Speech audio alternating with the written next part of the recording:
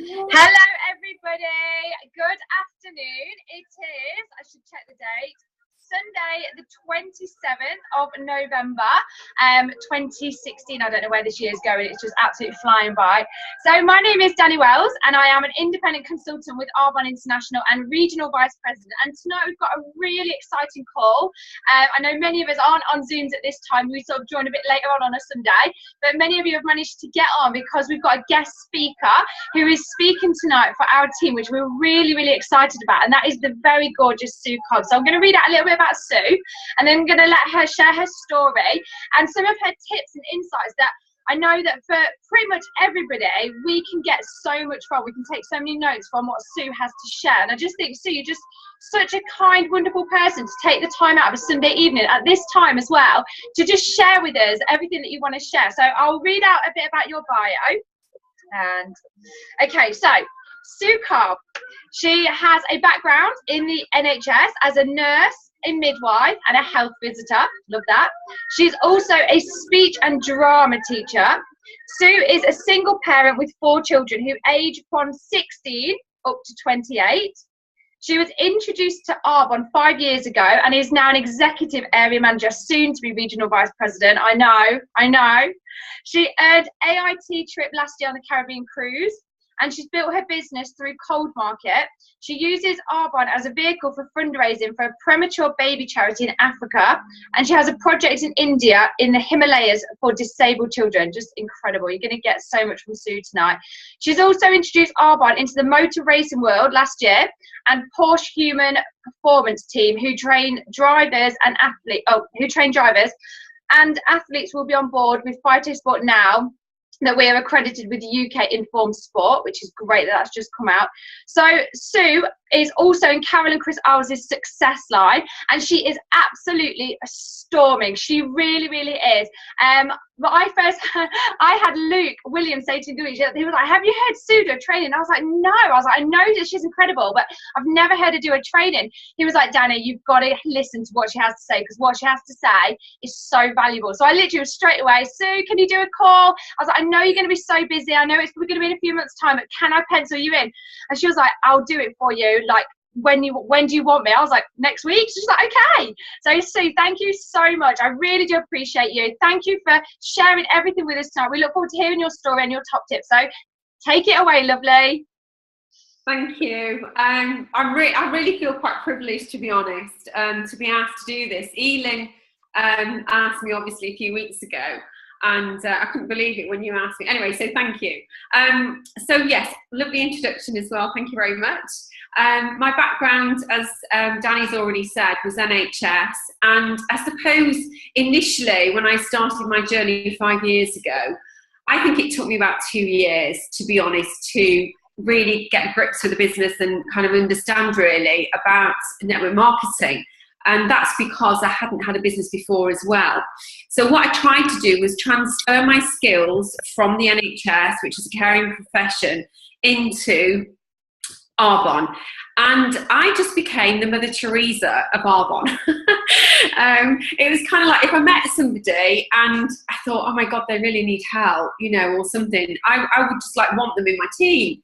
And it was just all the wrong reasons really for, you know, getting people on board, if you like. And I learned the hard way, I suppose, because once I kind of tried to train them independently for that first 30 days, tried to train them to become independent in that first 30 days, I had so many people that didn't continue once I kind of stepped back a little bit. They just kind of loved to be around me and my energy, etc.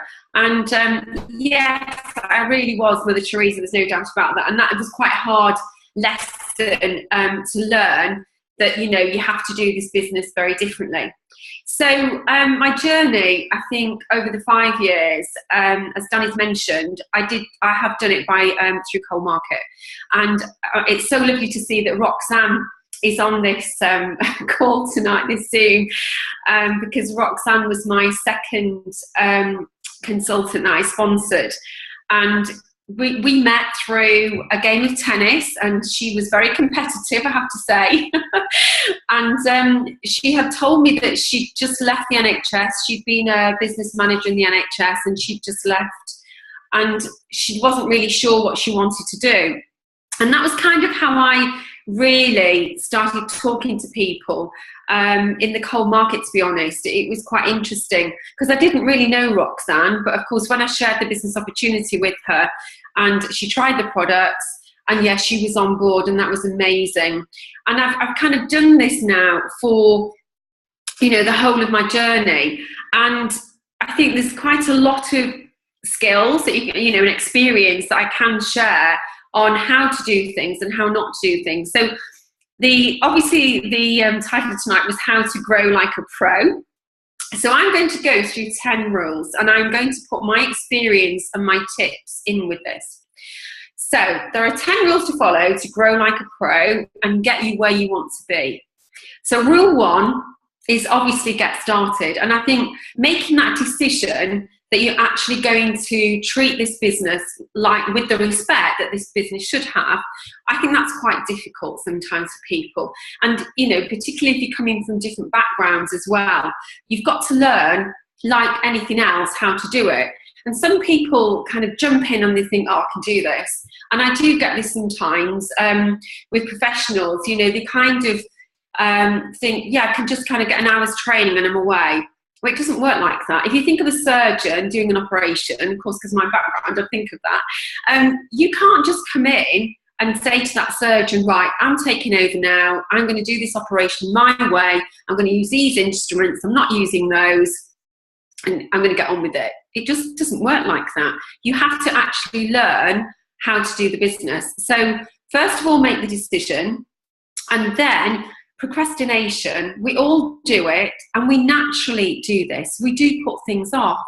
So we've got to actually learn to override this natural tendency to procrastinate. It's so easy to do. Everything is going to be put off in your mind. You just think, oh, I'll do it later, or I'll do it tomorrow. Just don't do that. You've just got to get started with it. There's nobody behind you pushing you with this business. It's your own business. You're an independent consultant. So it is all on you to have that motivation, if you like, to actually get on with it. So rule 2, once you've got started and you stopped procrastinating, you've then got to commit. And that's it, commitment. It's the point of no return. So you've got to actually promise yourself that you will see it through to the end. I won't start until I'm Executive National Vice President. That's it. And that was how I started off. From day one, I knew that I was going to go to the top with the business. Didn't know how I was going to do it or how to get there, not a clue. But I knew I was going to do it. So rule 3 is plan. You have to have your goals. Otherwise, you don't know where you're going. It's like if you were driving and you didn't know where your destination was, you'd be just driving all over the place. So you do have to have your goals and know where you're going. And you have to know why you're doing it. So it all comes back to when you start and you're doing your training. Why is it that you're actually doing it? What are the dreams that you've got? You know, when you are earning a lot more money, what is that going to enable you to do? So for me, my goals and dreams, I did get mortgage free a few years ago, and I've now moved 2 months ago, so I've got a mortgage back. So obviously that's on my list, again, to get rid of my mortgage. Obviously my charities, the projects in India, that's one of my bigger goals as well, to get that as a charity, registered as a charity, and that's to provide health service for disabled children in the Himalayas. There's 300 villages around the place of Sikkim, and I know that the income that I get from Arbonne later is actually going to be able to fund that. Obviously for children, a lot to sort out financially, and I want to be able to take them on holidays, and I've got my vision board already done. It does change, it has changed, but I've actually got on there as well. It's a really useful exercise to do with your children when you are planning and doing your goals, is to get them to sit down with you.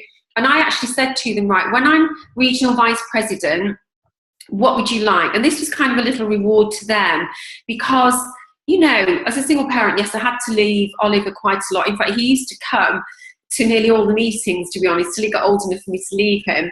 And he actually knows Ian Pritchard's presentation inside out. He knows exactly when to laugh now.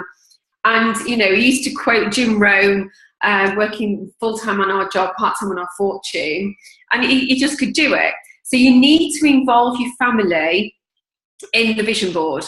And I even got pictures. I went to the travel agent and I got, because Oliver wanted to do safari, I got pictures from the, the brochures, and we put it on the vision board. We did it together. And the girls were really funny because they wanted Louboutin shoes, and it was just hilarious what they wanted. So I did it for regional vice president and for national vice president. And it was kind of exactly, where do you want to go skiing? Chateau Lake Louise. So we had a picture of that on there to take the family. So if you involve the family, then they understand what it is that you're working towards. And so when you are leaving them and you're going out and you're feeling really guilty, they actually know that, Mummy's actually doing this because she's working towards this. And of course, the younger they are, you can bring in things like Disneyland or whatever you want to do with them. So that does really help if the kids are on board with you, and of course the partner. So that's your goals. So get your vision board done. That's so important, and keep that up to date. And then do your affirmations as well daily. I do my gratitudes every morning, and I tend to do it first thing, to be honest. And it's, I'm truly grateful for being well. Thank you, thank you, thank you. I'm truly grateful for my house. Thank you, thank you, thank you. It can be something really silly, like I'm truly grateful that, I've just had a really nice breakfast. I don't know, whatever it is. But as long as you're grateful and you're doing your gratitudes, and that's really important. And that all comes down to the book The Secret, which I actually follow. I love it. And the film as well. I do say to my team to try and watch 10, 20 minutes of the film a day if you feel that you need to get back on track. But this book is fantastic. And there is one that is a daily reading book as well that I've got. So with your affirmations, these really are just positive sentences that you actually say out loud, and you say them in the present tense. So it's, I am a strong, assertive leader, or, I am self-disciplined, or it might be, I am a regional vice president, whatever it is that you want to say. So that's actually something that you're saying out loud, and that is really important as well, to do that every day. And it also actually makes you feel better when you've actually done them. Try to do about 10, saying them out loud. Try and make sure nobody's listening to you, because I do it sometimes when I'm on a walk, and it's hilarious. You just think, nobody's just heard that. I am amazing, whatever. Anyway, okay, rule 4, mindset. So important. So to be a professional or a pro, you've got to behave like a pro. So behave as if you are already there. So if I'm going out to a meeting, I actually think to myself, if I was actually earning 16,000, 18,000 a month, what actually would I be like? What would I be wearing? What would it be like? So I know we haven't got the money to actually dress like that at this point, but do your absolute best to be like the national vice president that you're going to be. So just set yourself up for that. So when you go out, make sure that you look immaculate. It doesn't matter whether your clothes are from, TK Maxx or wherever it is. Just make sure that you look professional, and you look amazing, because that will actually make you feel amazing. And walk and talk. I always say that, walk and talk as if you were already a national vice president. Just think it in your head. It's in your mindset. I am an executive national vice president. Just do it, and that confidence and that air about you will be there. So when people meet you, that will actually come over. So your mindset and how you're thinking, your mind is amazing, because it kind of plays games with you, really. And sometimes it doesn't always know what's true, what's real. So you can actually kid it sometimes, and it sounds a bit daft. And Hetty Gifford talked about this in her boot camp, and I got quite a lot out of that, to be honest, about mindset. And she's done a series of 10 boot camps. So have a look at that one that she does on mindset. It's brilliant. So there you are, you're behaving as if you're already there. So the other important thing is to also remember that people are watching you all the time. So your friends are watching you, your team are watching you. So your team are actually going to duplicate everything you do. And Roxanne will laugh at this one, because she knows all the cock-ups I've made, because she's been along with me in the journey. And, it's always kind of like, you kind of, I know when I've done something wrong, and you're thinking, oh, flipping heck, I hope we don't duplicate that one. But you've just got to remember that all the time. Everybody's watching, so you just got to remember duplication. Make sure it's good that you're doing. And the other thing that's really important is the people that you surround yourself with. I think I've noticed this a little bit more because I'm new to the area that I'm in, and I'm trying to make friends and socialise. And it's really interesting exercise to work out who is it you actually want to be friends with. You know, what kind of people do you want to mix with? And they say that you are the average of the 5 people that you surround yourself with. So that's really important when you're thinking about that. And I think people who are negative are people that I don't want to be around, quite honestly. And if I pick that up, I don't dump them immediately, but I do try to kind of backtrack a little bit, because I just want to surround myself with positive people, with positive energy. Otherwise, I find they drain me. There's no doubt about that. And that's just my natural tendency about, looking after people and whatever from my background. So I do have to be careful with that, because I do find that I do attract some people that are quite needy. So, you do have to be careful about who you surround yourself with. You don't want them to drain that energy from you. Okay, rule 5 is work with others who have already been successful, really. So, again, it's kind of who do you surround yourself with. But the other thing is to find an MVP that you actually connect with yourself. So who is it that you really admire or connect with? So for me, Debbie Neal was up there for a long, long time. And I used to listen to Debbie Neal every day. She was the one who really kind of, did it for me and kind of got me going if I was needing a bit of motivation. So, and currently now it's kind of Hetty, really, and I think that's just because of my personality. She's got kind of a theatre background as well that I've done. And, I do connect with Hetty because she's very bubbly, very lively. So just find somebody you connect with and then listen to them on the recordings, on their trainings and on their SoundCloud. If you can get to a DA, Discover Arbonne, try and go and listen to them at the Discover Arbonne. And it's just good to kind of have a role model, really, or somebody that you actually want to aspire to and to be, because you can learn a lot from listening to them as well. So, that's quite good. And also accountability buddies are brilliant if that's how you like to work. So you choose somebody working as a sideline, and for me, I must admit, it's not quite worked that bit, because I am very much an individual, and Carol and Chris Isles will tell you that I kind of go off on a tangent, do my own thing. I always have done. So accountability buddy for me, I don't mind helping somebody else, but someone to work with me, I think they'd find that quite hard. So find an accountability buddy, and then at least you've got somebody to bounce things off and bounce ideas off. That can really work well. So rule 6 is be yourself. Just be authentic and be yourself. It's okay to be different. And I think we all are different within Arbonne. We're very like-minded.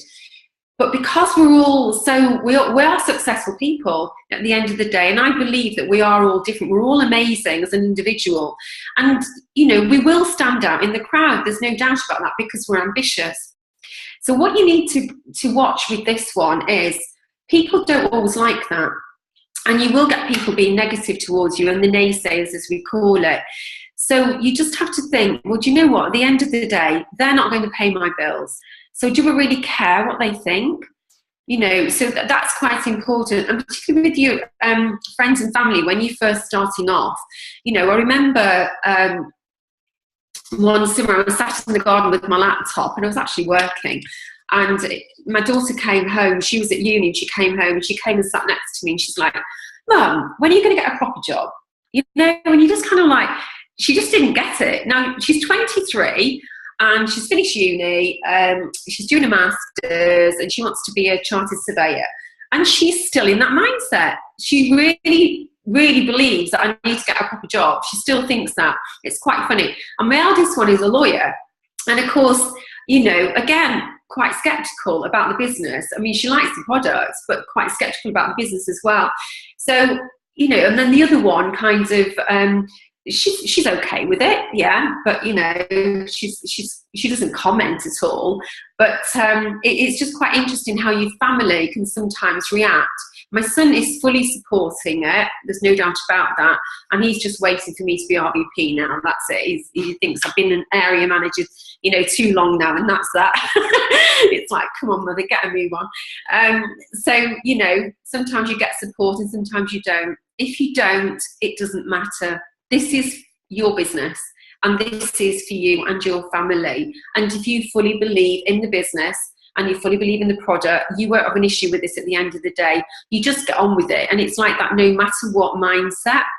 I don't care. I really don't care what they think. It just doesn't matter at all.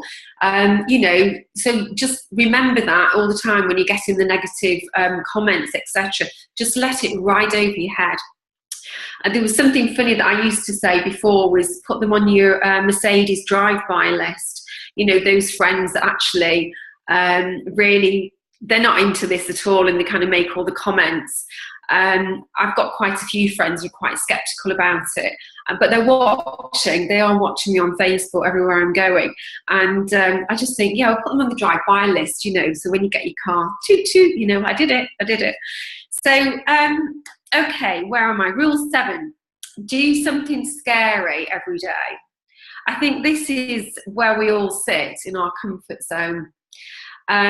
This is really where I suppose my tips will mostly come out, because of the cold market and how I've actually built my business. I just do it all the time now. I just stretch myself all the time. So last year, I suppose the biggest one for me was when I went into motor racing with the nutrition. I was having to go up to these guys in the pit lane, and very successful multimillionaires, business guys. You've got to have the money to race, there's no doubt about that. And if I saw them with a drink, if it was a Lucozade Sport or a Red Bull or something, I would actually challenge it. And I would say, can I actually swap that for something that's really healthy, that, you know, is just vitamins and it's got pantothenic acid in it, which will help your concentration and help you get around that track a lot faster. When everybody else is flagging near the end, this will keep you going. And they just kind of looked at me. And then it was amazing, because they would actually agree to do it. So I would literally put it into, I'd tip the stuff out of the bottle, and then I'd make up the fizz stick and put it in, and off they went. And it was so amazing, because when they did it, they came back, and it was so funny because they won. It was bizarre. It was really incredible. And that kind of gave me the confidence then, because I knew that that product worked. So I then started to get kind of some preferred clients through it. So the more that I was getting, I knew then I could say to somebody, right, such a body uses this and it works. Are you up for trying it? So that really, really was, you know, getting out of my comfort zone. And I didn't know these guys at all. And they were quite scary sometimes, to be honest, because they just kind of look at you. You know, I was there with my rucksack with all my arbon in and, you know, just wandering around talking to them. So you've got to do something scary. You've got to get out of your comfort zone. And I just thought, I don't care what they think, because I know my product's amazing. So, you know, that was it. And I knew that I was helping them as well. And I'd say to them, you know, the engineers and the mechanics were getting that car in the best possible state, if you like, or whatever condition to race. It was the best car out there. So why isn't the driver in the best state of health, you know, or frame of mind in order to do the race? And that actually worked. And I used to get team managers then. They would say, "See, we've got a race on at such a place. Can you come and bring your products?" And the biggest one there was the Formula One historic race at Silverstone. I was asked to go along to this team, and it was just amazing, because, you know, they're kind of loyal customers now. They just keep reordering every month. And then the recent one, a couple of weeks ago, Chris Hoy and Jason Kenny were racing in Jerez, and my partner was working with them. Now, I'd met Chris Hoy before last year in Barcelona, so I knew he was sponsored. by another sports nutrition company, and therefore he couldn't use ours. So that was okay, fine. But Jason Kenny, I wasn't sure whether he would or not be interested. And that was huge, to actually go up to him and say, you know, what are you using? And he actually said he wasn't using anything. And then sometimes, obviously, the Olympics, etc., then he would use some protein. So I told him about whey-based protein, etc. And it's quite amazing how they're not always quite as informed as they should, well, you would think they would be. But anyway, I made sure I gave him my business card. He wouldn't try any products because I knew that he was sponsored. His PR had told me that day that he was sponsored by somebody else. But that took a lot to actually get out of my comfort zone and approach him.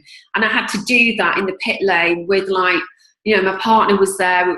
It was very busy and they were very distracted, and the timing was crucial because I didn't want him to be in a position where he was irritated with me, you know. So I couldn't do it when he just got out of the car. They were doing driver change. So, you know, again, timing is important when you're actually approaching people or talking to them.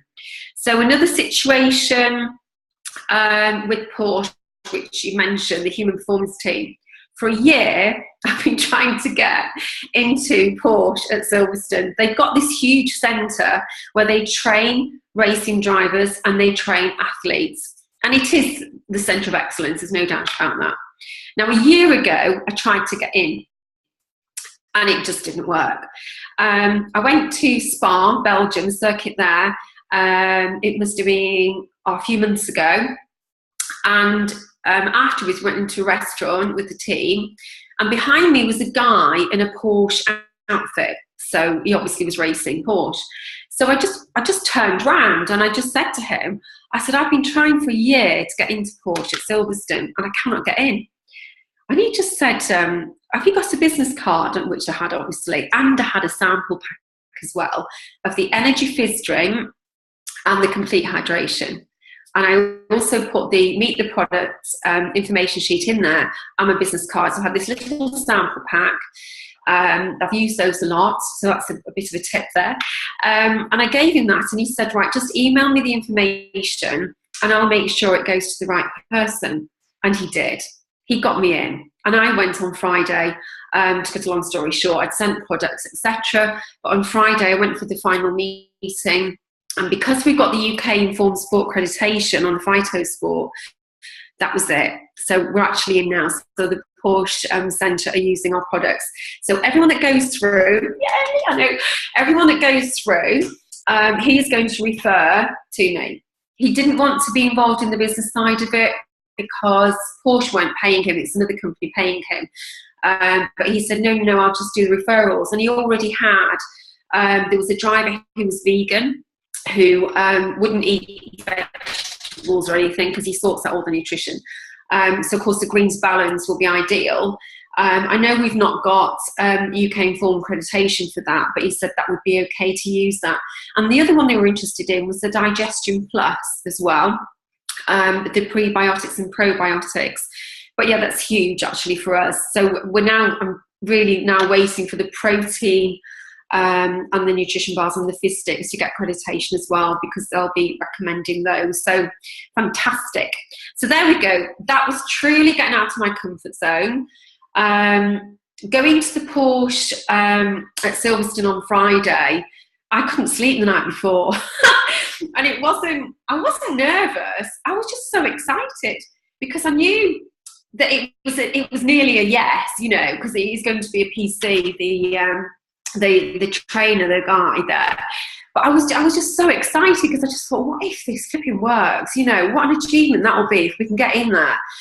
And then somebody through LinkedIn searched me and read my profile. So LinkedIn, you've got to get on there and you've got to get your profile right. He was actually looking at the fact I was a professional presenter and he wanted me to do some work, but he also spotted Arb on there. So I did a Zoom call with him, and to cut a long story short, 2.5 hours later, he actually joined the business. So he is the CEO of Aerospace Services. He owns an airline. He's got a meeting in 2 weeks with the president and CEO of Emirates, and he's actually talking to him about Arbon. I mean, that is just crazy. And I'm thinking, I hadn't met this guy at all. So again, Cold Market. You know, and again, that was a scary one. I actually went to the Institute of Directors, which in itself, if you're ever in London, I don't know if you've ever heard of this place, but it was just, you know, that was getting out of my comfort zone again. And I walked in, and it's kind of like, you just think, I am an EMVP, I can do this. And it was all in my head. I thought, I can do this, I can do it. So anyway, I sat there and had a meeting with these two guys, and I had to be so calm, because he's saying to me, if I get you a meeting with the CEO of Victoria's Secrets in New York, would you go? I just kind of looked and I trying not to be too excited. I'm like, yeah, I think I could manage that. Yeah, I could do that. If you book my flight and, you know, whatever, that's fine. We'll do it. So this guy does not think small, okay? So watch this space, because he's actually trying to get the products onto private jets. And that is quite easy, because he knows the people, so it's just normal PC order. But the other one is he wants to get them onto Emirates, into the spas and business class and first class. A challenge, I have to say. And we are coming across the road bumps. But this guy, he's unstoppable. He really is. So if you hear about him, his name's Roger Braithwaite. Look out for him, because he's trying to get us into everywhere, onto the yachts, and oh my God, everywhere. So yeah, there we go. So Cold Market, you've got to do it. You don't know who you're going to meet. I meet people all the time, train stations. You know, somebody signed Gabrielle has just signed up, Gabrielle Preston, last week. I met her at Stamford train station. Oliver, my son, offered to help carry her bag, because it was a huge suitcase, and we got chatting, exchanged numbers, met her for coffee, and she registered. I was on the way to Birmingham for this lunch with Carol and Chris Isles about leadership. And after we finished the lunch, Oliver wanted to go shopping. Not your normal, usual teenager. He wanted to go into Hugo Boss. So off we go, and I'm sitting there bored to tears whilst he's trying clothes on. And the guy standing at the side of me, gorgeous young guy, I just thought I might as well talk to him. Why not? I'm bored. And I just said, you know, how long have you worked here? And he said, about a year. I said, what did you do before that? And he said, well, I was a personal trainer and I do sports nutrition. So you can just imagine, I was straight in there. That was it. And I said, well, do you know, are you still doing that? And he said, well, I had an injury, I had to stop. But I am planning on getting back into it. So that was that. And I just gave him my business card and I just said, look, could we have a chat? Because I think I might have something that, you know, could be good for you, that you might be able to do to earn some extra money. And, you know, in terms of product, I do sports nutrition. So obviously I got his details as well, always get their details. When I did a Zoom with him the following week, he actually said to me, I would have joined your business there and then on that day. I'd not even told him anything about it. So, you know, that was him. Off we go to Harvey next, had a drink, and the guy serving me the drinks, chat. He was planning to go to New York next year. His partner lived there, who was at uni. So I thought, okay, he needs extra money. That's why he's here in Harvey next, behind the bar. New York, yeah, I want a team in New York. And he was bright, switched on. And in fact, he was doing international business. It's just perfect. So it's just picking up on the cues when you meet people. And again, you know, gave him my cards and said, can we have a chat? Got his details. As it's turned out, he's been promoted at Harvey next. I don't know exactly what to, but he said it's not the right time at the moment. But he said my mum is really interested. So I've sent some information to his mum. So I'm going to have a one-to-one with his mum now. But I think he will come back on board. He's a not now, so I'll just keep in touch with him. So I always connect with them on Facebook when I've met them. So last night I was out socialising. 5 people. I got 5 one-to-ones last night. Okay, so I'm connected on Facebook with them today. They're all probably hungover today, so I kind of like just text them. But one girl was adamant. She said, you must call me tomorrow. So I've just texted her, and anyway, we've arranged a one-to-one. So I've got to get all this in tomorrow before I go off to Vegas. I've got one day. So I'm having to do some by Zoom, and then it's, you know, coffees. I'm going to be whizzing around Stamford tomorrow. So you've got to do Cold Market. That's it. It just works. And I think it's a skill, it's an art, you've got to learn it. And I would say have the courage to do it first, and then the confidence comes with it. Just practice all the time. And you will feel an idiot sometimes. The things that come out of your mouth, you think, did I really say that? Cringe. But then you learn, and you just don't do it again, you know. So, okay, moving on. Feel the Fear and Do It Anyway, I think, is the book I would read to support that rule. Just getting on with it, just go and do it. There's a really good video of a girl doing a first ski jump, and it's on YouTube, so just Google girls first ski jump. And that, I would have shown it now, but I've not got it set up on here. But that's really good to actually just prove this about, you know, feel the fear and just go for it anyway. Okay, so rule 8 is create time. We've all got the same 24 hours, and, you know, it's really up to us what we do with that. We plan our own day, and we've got other commitments, of course, but we have to do everything else that we were doing before, and we have to add Arbon into our life. And it's actually up to us how we do that. So, you know, if you say to yourself, oh, we've only got 20 minutes to do something, to do a certain job, you will make sure that you've done it in that 20 minutes. But, you know, if you don't plan properly your day, you'll end up just leaving it, and then it just never gets done in the end. So you need to actually map out your day. And I tend to do that the night before. So I look at my diary the night before, and I look and see what appointments I've got or what it is I've got to do. And then anything else I've got to do, I slot it in between, because that's the only way that I could get by. I do my diary. I tend to do it 2 weeks ahead when I'm booking meetings, but to be honest, lately, I mean, like last night, I got 5 one-to-ones. You know, I've just got to try and get those in at ASAP, because I know when I go to the airport, Heathrow, Tuesday morning, I will be meeting loads of people. So I can't hang about, because the contacts are just coming in all the time. So you've just got to get them in the diary and just get on with it. So the other thing you've got to think of is sacrifices. You are going to have to make sacrifices with this. I remember it must have been about, I don't know how long ago, when I gave up my tennis, and I used to love my tennis. I used to play 3-4 times a week, and that was actually the first thing that I had to give up. And I'm really, really looking forward now to next summer, because I know I'm going to be in a position to be able to pick that up again, because I used to love it. So yes, you are going to have to make sacrifices, waste of time. You know, and I did actually give that up. I will sit down sometimes now and watch a film, a movie, Netflix now and then. But I just gave it up, because I just realised there's so much time wasted. If you come in from work and you're just sitting there in front of the TV, you could be building your business. It's just, I just see it as such a waste of time. So rule 9 is about creating disciplines.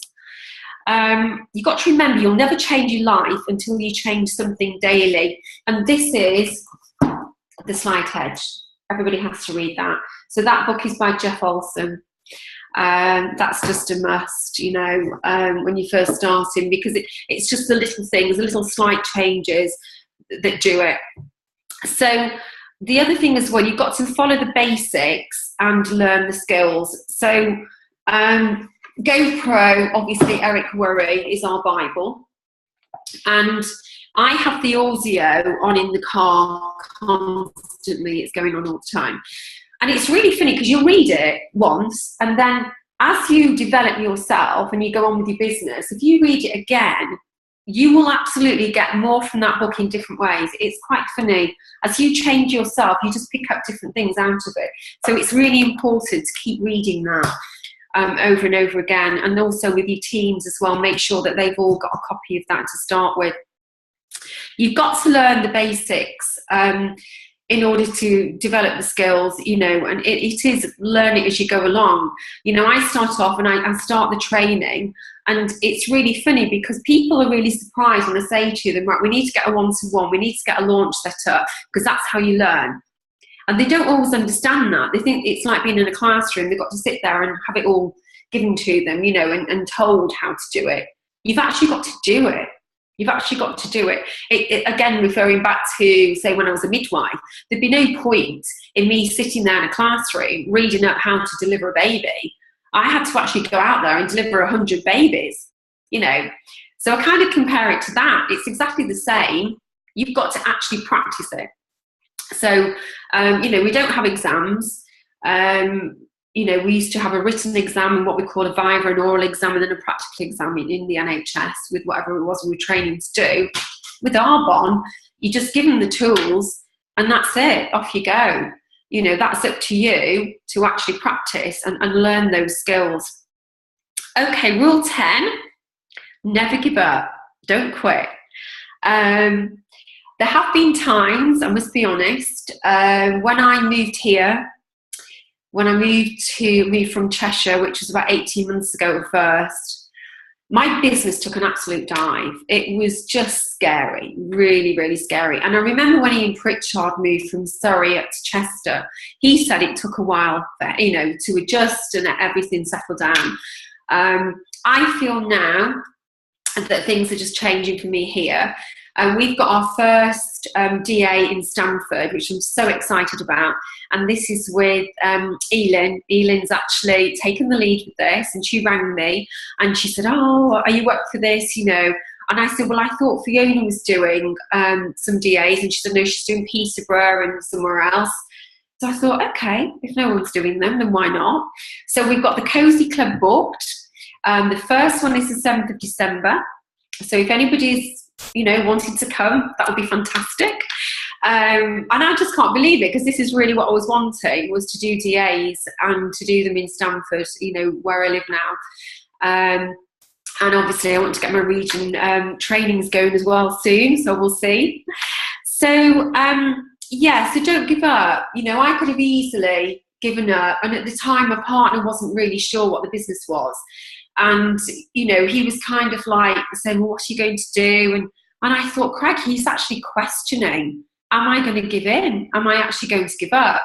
And I think when that happens, it does make you question in your head, you know, am I doing the right thing? And I just remember thinking to myself, I've done this for however, 4 years, I think it was. Why would I give up now? There's just no way. And sometimes people say that when you're at the point of giving up, that's when actually things happen. And I think that's true. And I think for me, that's what happened, because obviously I got into the motorsport at that time, and, you know, everything was kind of taking off then on lots of different tangents everywhere. So just remember that if you get a really bad day, doesn't matter. Just forget it, because the next day is a new day, and you can start that however you want, because you're in the driving seat. So just keep going and just don't quit. So, you will get there, and, you know, to be the pro, you've got to be consistent every day. So don't think, right, I'm going to have a day off tomorrow, I'm not going to do anything. Arbonne has got to be a way of life. It's got to be there with you all the time, just in your back pocket. Okay, so you don't want to be out there vomiting Arbonne on everybody. That's not what I mean. What I mean is have it there just in case an opportunity arises where you could maybe, you know, help with the product or help with the business opportunity. It's about actually having it as a way of life. That's what it is for me anyway. That's how I feel it. And I don't feel that I'm working all the time, because I absolutely love it. I really do love it.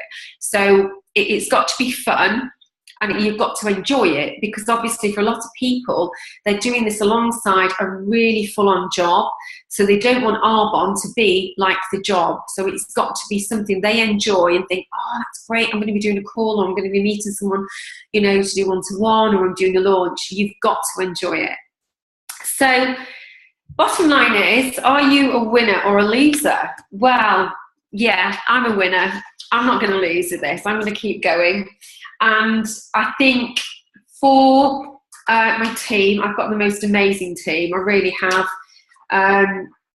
And we are, I'm going to set it out now, that we are going to be a region by the 10th of March 2017. So that's my birthday. I'll be 55. So that's it really. So I'm open to any questions from anybody, if anybody wants to ask me anything. Oh my gosh! How incredible was that? I don't know why there's a background noise. That's really weird. Sue, that was incredible. Really, really incredible. Is this really hard to hear me? No, I can hear you. Can you not hear echoing? I can't hear echoing, no. Oh, it must just be me then. I can, Danny. Oh, it's really, really strange. I don't know why it's doing that. That was fantastic. They say fantastic, and I'll mute myself. How did you find the courage? To do what you were doing? I'm gonna mute myself now. Okay. I think, to be honest, the thing that was driving me is, you know, if you're single parent, you've got 4 kids, and you have had that lifestyle before that was amazing, and you know, you had the money, and I had the Porsche and everything, and the big house. I think for my kids, it really was driving me that I wanted to get back to where I was and be able to take them to nice restaurants again, and you know, like to take them on the amazing holidays. They have been quite privileged, to be honest, and you know, when you kind of lose that, you really want the best for your children, and it's kind of to get it back for them. But also for me, it was about getting financially independent as well. And the other drive is I just love helping people, to be honest.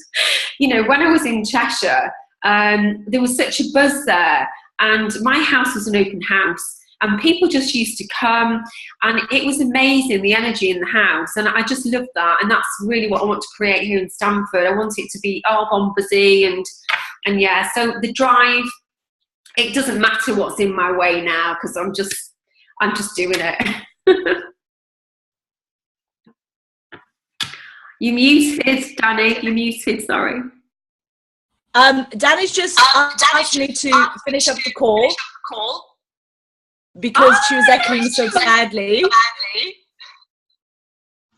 Hey, Sue, that was amazing training. Your confidence is incredible. And I know a lot of people were sat there just like, this woman's on fire. You know, you go out, speak to 5 new people.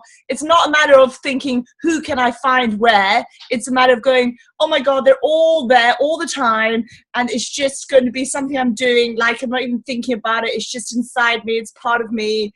And engaging and using every single opportunity to make friends along the way. I love it. Well done. So I've just muted you because it seems to have stopped the echoing, so I'm not quite sure what was happening there, but thank you, Fiona, as well. Yeah, I just rang Fiona and I was like, I don't know what's wrong with my Zoom, but can you just end the call? But it seems to have stopped now. Anyway, so exactly what Fiona said, that was an incredible call, and I think the biggest thing I think everyone can take from that is just step out and just have that courage. But because you did step out and you were, yes, I'm sure you were so nervous and petrified, but because you did those things anyway, it has meant a massive difference to all of our businesses, because the credibility that we can now have on our businesses personally is enormous, and that's thanks to you being brave. So because of that little thing that you did, it's impacted on everybody else's business, which is just incredible. It really, really is. It's like when that one person, whoever it was, that introduced Simon Cowell to the primer.